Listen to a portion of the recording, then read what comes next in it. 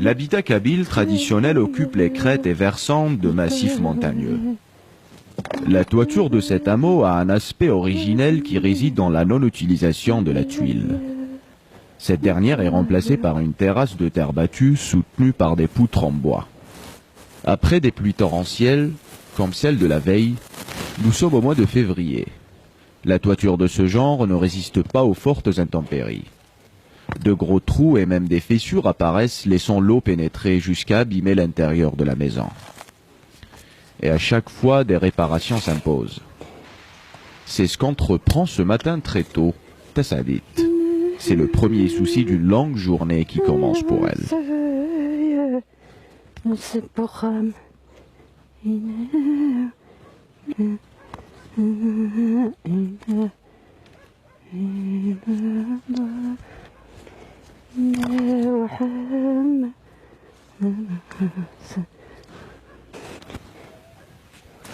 Dans cette Kabylie profonde, c'est à la femme qu'incombe cette tâche de réparation de la toiture.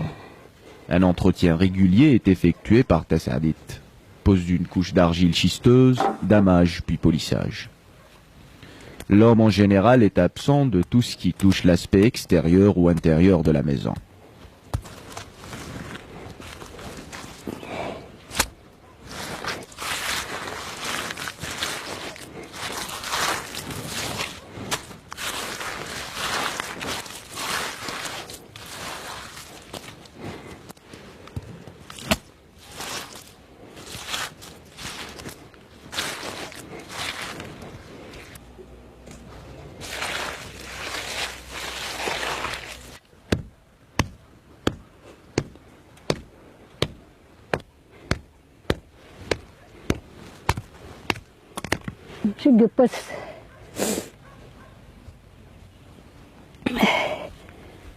La toiture en terrasse dans la vieille Kabylie est utilisée pour le séchage des figues, du raisin et l'étalage des différentes denrées alimentaires. Elle peut enfin servir d'endroit stratégique d'observation de tous les alentours du village.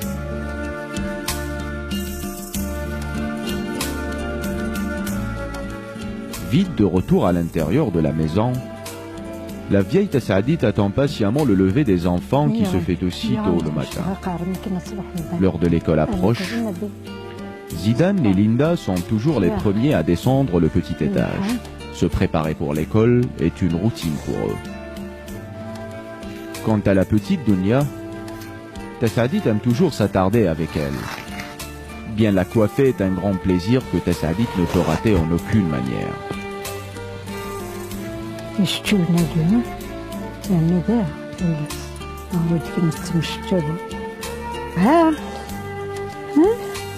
Elle aime lui répéter à l'oreille qu'elle est sa préférée. Dunia, voulant rejoindre sa sœur rapidement, s'énerve un peu. Mais Tassadit comprend leur manège, prendra tout son temps à finir sa tâche quotidienne. À l'intérieur de la maison, la partie qui forme le toit est en terre battue mélangée au schiste, tassée sur une lourde armature de poutres en olivier. Au milieu du toit se trouve une sorte de fenêtre qui permet l'aération de la maison et l'éclairage de la grande salle.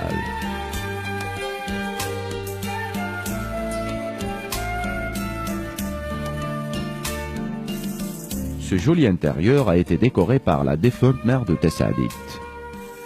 Elle hérite donc d'un côté artistique de sa mère.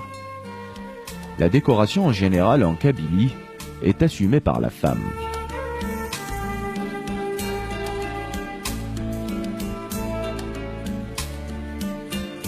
Dans l'histoire de ces décorations, on dit que presque toutes les femmes savent ce que représentent ces dessins. Le pourquoi de ces figures est beaucoup plus difficile à apprendre car il n'est connu que des initiés qui ne livrent que très difficilement leurs secrets.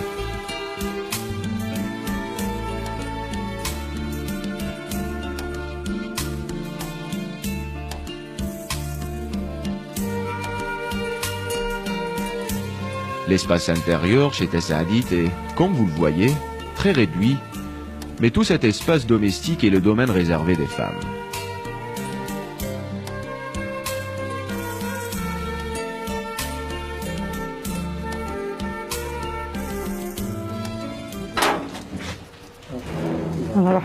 C'est le moment maintenant où Tassaadit part s'approvisionner en eau potable. Une tâche presque quotidienne. La source est à quelques kilomètres de sa maison, tout en bas du village, près de la grande forêt. L'approvisionnement en eau dans ces villages perchés sur les sommets des montagnes est le premier soin de la femme kabyle.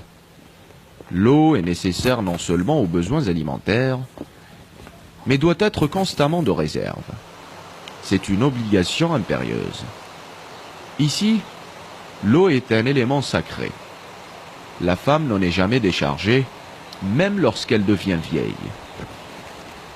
En général, les femmes qui se chargent du transport de l'eau partent en petits groupes de 2 à 3 et elles sont parentes ou voisines.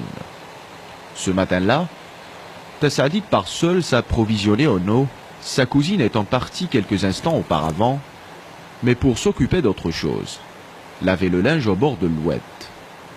Elles se verront une fois Tassaadit arrivée à la source, puisque celle-ci et l'oued se trouvent au même endroit.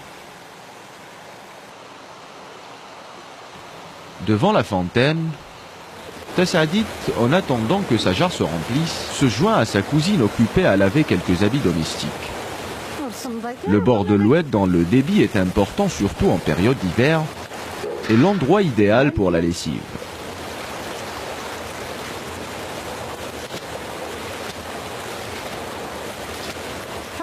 Tous les habitants du village se rencontrent à longueur de journée pour laver toutes sortes d'habits et même des tapis. Ici règne en général entre les femmes une atmosphère bon enfant. Cela va des petites histoires de la veille jusqu'aux chansons. Et comme aujourd'hui, il fait assez froid, il y a très peu de monde.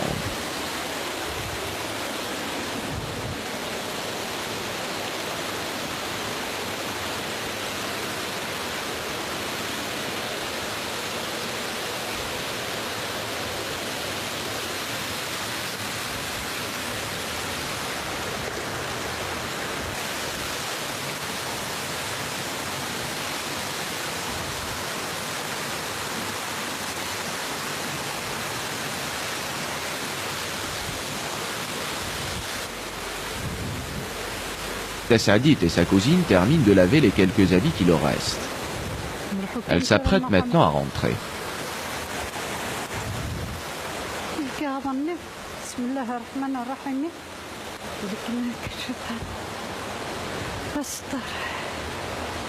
Sa cousine part avec les habits propres. Quant à Tassaadit, avec sa technique habituelle, met la jarre sur son dos en la tenant